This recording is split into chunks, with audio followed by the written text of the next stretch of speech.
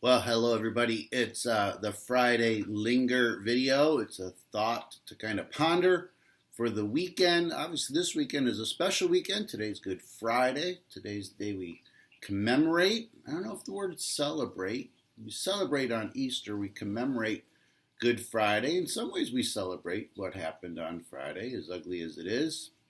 If it wasn't for Friday, we wouldn't have Easter Sunday. But the thought I'd like you to ponder over the weekend is what did the disciples do on Saturday? Okay, we know that what happened on Friday. They denied Christ. They ran. On Saturday, what did they do? Sunday, obviously, they discovered that the tomb is empty, and you know the story and how they are confused and excited and amazed and all those things. But on Saturday, it seems, we don't know for sure, but it seems like they are still in Jerusalem. We know that. It's an interesting question. If they were fearful for their lives, why didn't they just run, back to Galilee or the places that they're from?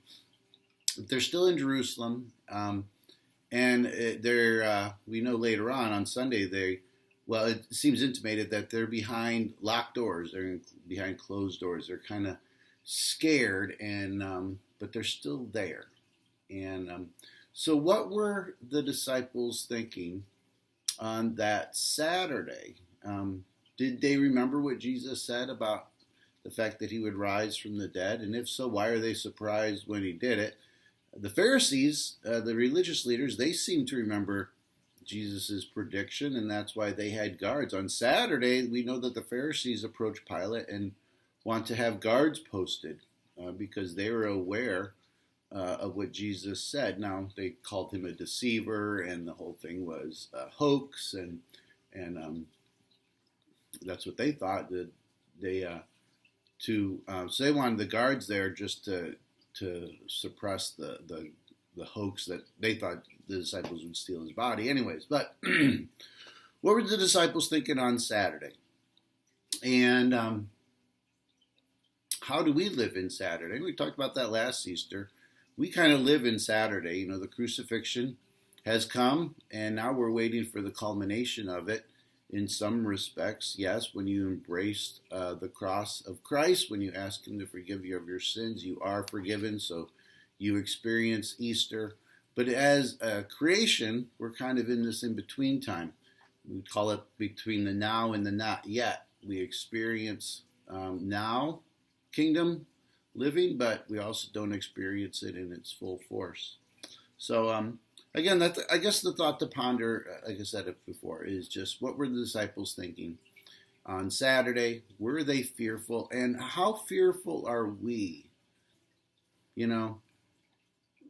That's a good question. How fearful are we? Now we need to be wise and discerning. We don't need to jump on every little thing, but how does fear kind of work into our lives, and how fearful are we to be more outspoken?